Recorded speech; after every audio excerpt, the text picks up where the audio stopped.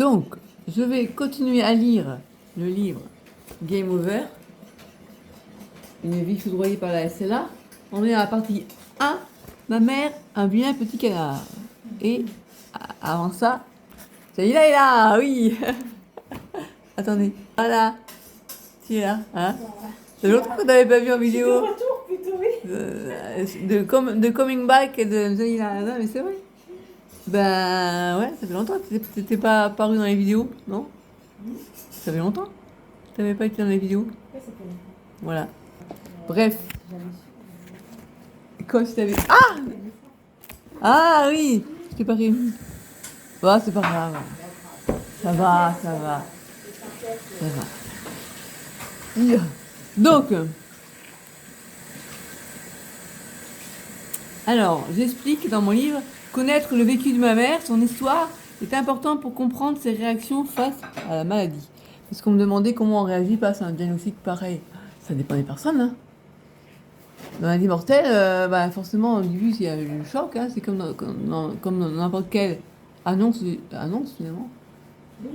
Moi, quand on annonce la maladie, la sclérose en plaques, ça dépend si on a déjà à l'idée que c'est peut-être la sclérose en plaques, si on ne connaît pas. Si ça fait des années qu'on galère pour faire reconnaître le problème qu'on a, ou si au contraire ça nous est tombé dessus, voilà. Moi, ça m'a été comme un soulagement de enfin, j'ai plus à me battre pour savoir que je suis malade. On dit c'est dans la tête, c'est n'importe quoi, rentrez chez vous, vous m'emmerdez. Voilà, vous êtes hypochondriaque, tu vois, que tu t'écoutes trop, ça. Je suis la fatigue, on est tous fatigués, enfin voilà, c'était ça. Donc, quelque part, moi, quand on m'a enfin diagnostiqué la maladie, un soulagement, voilà.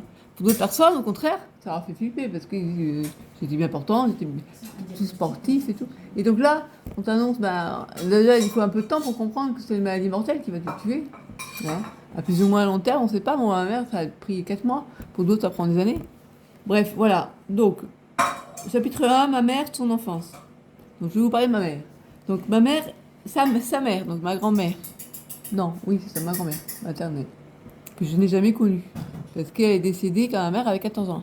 Ma mère, en fait, elle a été orpheline de son père à 5 ans et de sa mère à 14 ans. Et après, elle a été élevée par sa tante. Voilà. Donc, sa mère était professeure de mathématiques, ce qui était assez peu courant pour une femme à l'époque.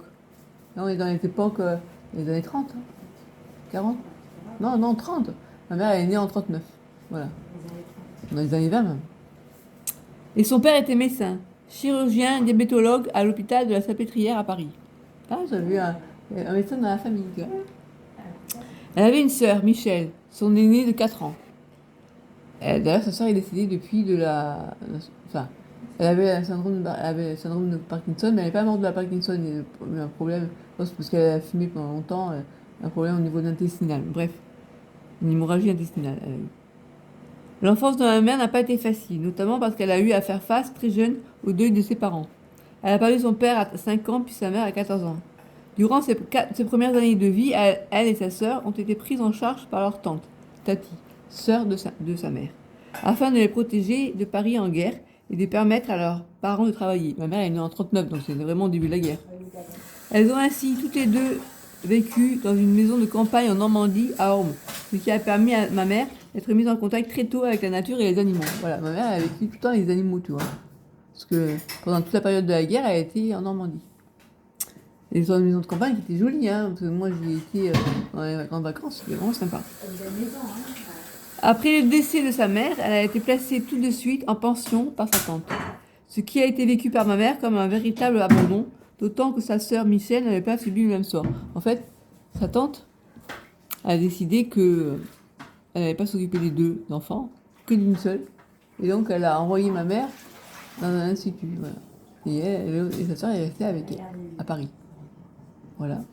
Donc ma mère s'est retrouvée seule du jour au lendemain. Et alors, quand ma tante actuelle avait demandé à Tati, donc à ma grande tante, pourquoi elle avait fait ça, elle avait dit, bah, de toute façon, les enfants, la vie est dure.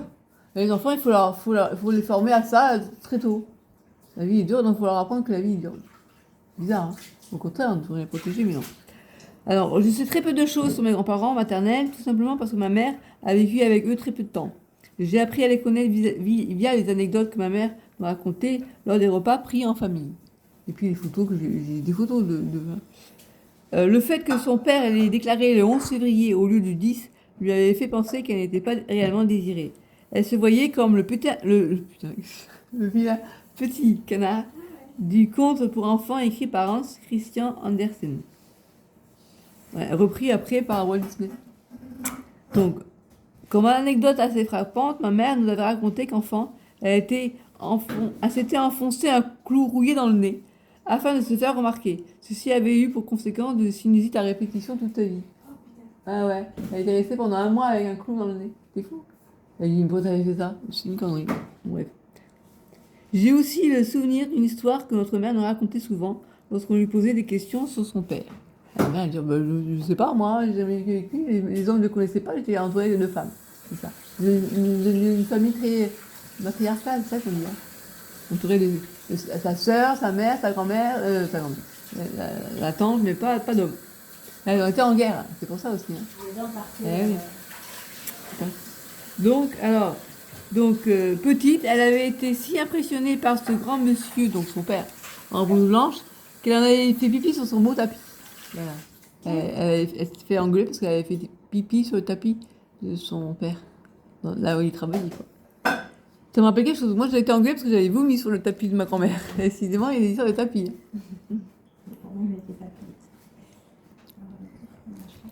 Alors, ma mère a grandi de manière assez solitaire. Ah non, c'est pas fini. Voilà. Sa vie en pension n'était pas très agréable pour elle, ayant été rapidement prise en grippe par l'institutrice du fait que sa mère, professeure de mathématiques à ce même lycée, avait puni sa fille un jour. Voilà. Et du coup, elle a pris en grippe. Ma mère a grandi de manière assez solitaire. Elle adorait se promener dans les rues de Paris lors de ses escapades improvisées, parce qu'elle fuguait. Et elle avait eu la complicité du gars qui fermait le portail. Mais bon, c'était à craigner, parce qu'elle avait 14 ans, 14-15 ans, tu vois. Elle s'échappait du monde des adultes en se réfugiant dans les romans historiques qu'elle empruntait à la bibliothèque du lycée et qu'elle lisait tranquillement en se mettant sur le balcon de sa chambre. Seul endroit où on ne risquait pas de la trouver. Et donc, elle se cachait. C'est dangereux parce qu'elle aurait pu tomber. Elle adorait la nature et les animaux. Pourtant, bonne dessinatrice, elle a entrepris des études de physique-chimie, sa tante ne souhaitant pas qu'elle entre aux Beaux-Arts. Voilà, ça a été la première fois où elle a été un peu... Enfin, c'est pas la première fois, mais bon. Ensuite, chapitre 2. Ma mère, sa famille et sa vie professionnelle. Lorsqu'elle et mon père se sont mariés, ils ont assez rapidement décidé d'avoir des enfants. Bon, déjà, il faut savoir qu'ils ont vécu en Algérie. Hein. C'est bien mon père que ma mère. Ce sont des pieds noirs. Là-bas qu'ils sont connus. À Sidi Bel Abbès, je crois. Oui, je sais plus du tout, c'est moi. Et à Oran aussi. C'est des mots qui me reviennent. Moi. Ma mère était très contente d'avoir eu 3 enfants et d'avoir consacré des années à nous élever. Ce qu'elle nous disait, moi j'étais très heureuse de vous avoir. Une fois mon plus jeune frère âgé de 15 ans, ma mère a décidé qu'il était temps pour elle de travailler. Elle souhaitait acquérir une certaine indépendance vis-à-vis de mon père et surtout, elle souhaitait se sentir utile. Autrement que de s'occuper des enfants. Voilà. Les aléas de la vie ont fait qu'elle a suivi des études de comptabilité et trouvé un emploi dans un syndic de copropriété immobilière. Elle a eu du mérite à se mettre à travailler à son âge, après avoir été mère au foyer durant plus de 15 ans. Et ce, d'autant plus que mon père ne l'incitait pas vraiment à devenir indépendante financièrement. Avec son métier d'ingénieur, en agroalimentaire au CIRAD, près d'Agropolis, il n'était pas nécessaire pour elle de travailler. Ça, c'est ce qu'il disait, mais c'est pas vrai. Bref. En août 91, mon père, qui était un passionné de vol libre, a fait une grave chute en deltaplane, qui l'a rendu traumatisé crânien. Avec pour conséquence d'être aphasique, difficulté d'élocution et hémiplégique. Ma mère, qui travaillait alors depuis plusieurs mois sur Antibes, a décidé de tout abandonner et de revenir sur Montpellier pour s'occuper de lui et à sa sortie du centre de rééducation. Alors ce que je dis pas, c'est que mes parents étaient plus ou moins en séparation. C'était tendu, voilà. C'était pas officiel, hein. Mais je sentais que... Voilà. Et moi j'étais toute seule donc avec mon père à Montpellier et mon jeune frère. Mon grand frère était parti sur Paris. Bref. Et tu t'étais retrouvée seule avec mon père. tes parents? Avec mon père. Ma mère était à Antibes, seule avec mon père et mon frère. Et c'est moi qui jouais le rôle de la fée du logis, quoi, on va dire.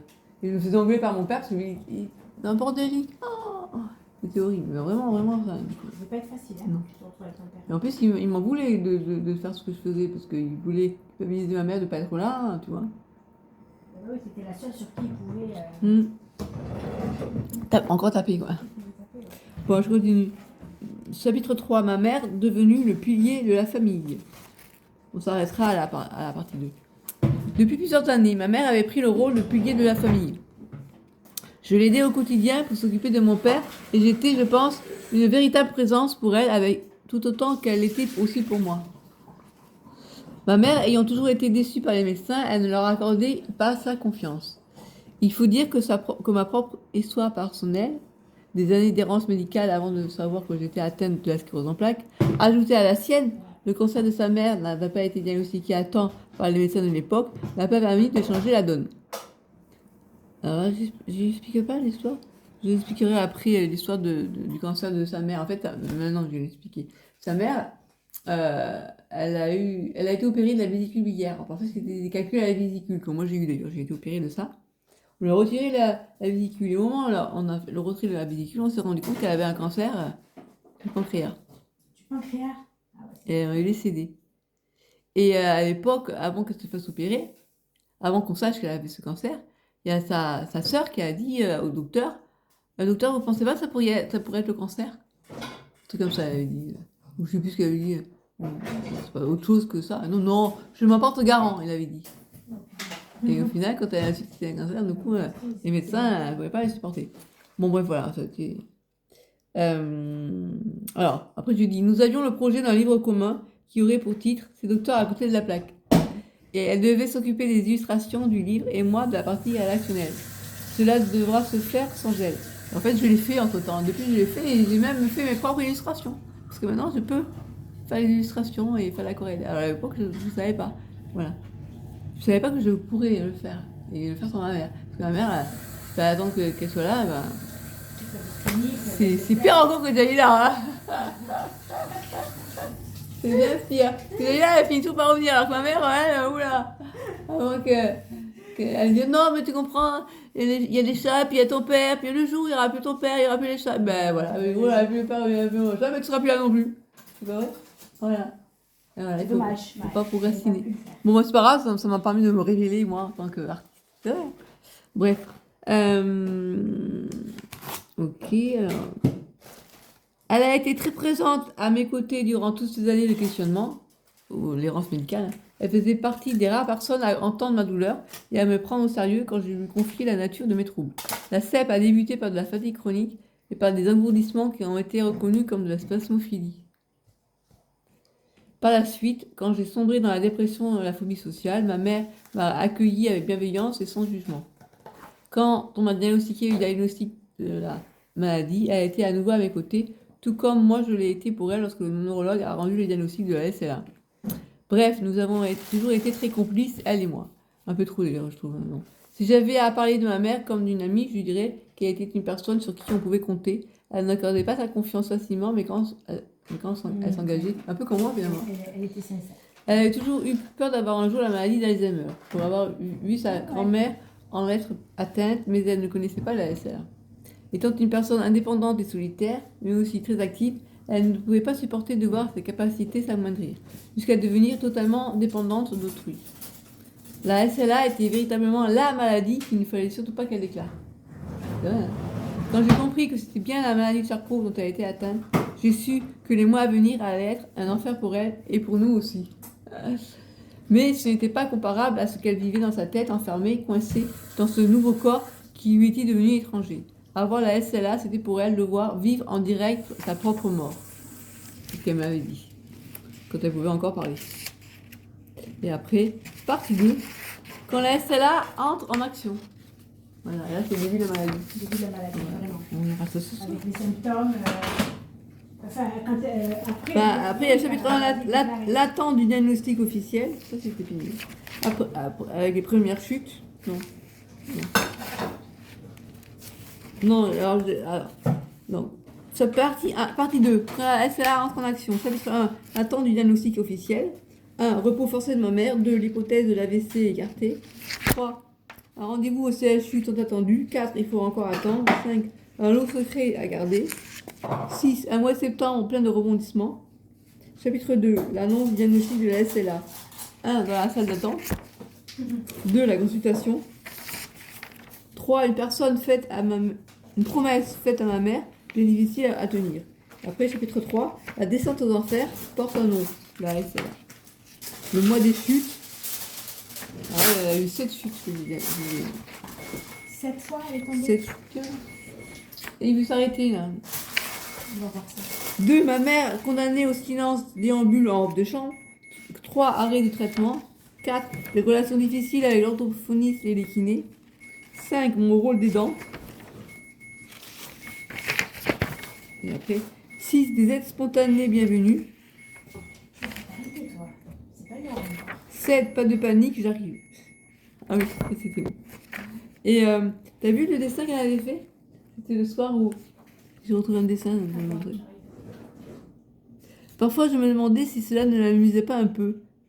Ci-dessous, le dessin de son hypothétique chute qu'elle avait imaginé pouvoir bientôt arriver. Si jamais, en fait, elle marche difficilement et elle m'a marqué dans un bout de papier, je vais sortir les poubelles. Elle ne pouvait plus parler. Elle m'a dit, je vais sortir les poubelles. Je dis, si je ne suis pas là, non, si je ne suis pas rentrée dans les 10 minutes, appelle les pompiers grâce à ce que je suis tombée. Elle me dit ça. Je dis, Et elle voulait sortir les poubelles. ouais, je m'étais mise en colère contre elle. Non, maman, tu vas arrêter de te sortir les poubelles. Cela peut attendre demain. Parfois, je me demandais si cela ne l'amusait pas un peu, parce que dessous, la dessin de son hypothétique chute qu'elle avait imaginé pouvoir bientôt arriver. Et ma mère n'était pas prête à abandonner son rôle d'aidante. Elle était consciente de son état, mais elle souhaitait continuer à être active le plus longtemps possible. D'autant que nous bénéficions alors d'aucune aide ménagère. Le ménage et les courses à faire, en plus d'avoir à m'occuper des repas, de répondre aux besoins de ma mère, de mon père et des chats, c'était bien trop pour moi. Ma mère ne pouvant plus brosser ses chats, ces derniers étaient pleins de bourre. Elle était malheureuse de ne plus pouvoir entendre. Ouais. Et après. Ah ouais. Et elle avait reçu un jour un médecin, parce qu'elle avait des sinistres à répétition, et le médecin qui lui avait dit, oh, c'est pas bien méchant. Alors qu'elle avait la CA, quoi. Je dis, ah, il est con, le gars. C'est à côté de la plaque. Et après, les aides spontanées bienvenues, à Tante José et à Dalichou, si je parle, qui avait fait la curée.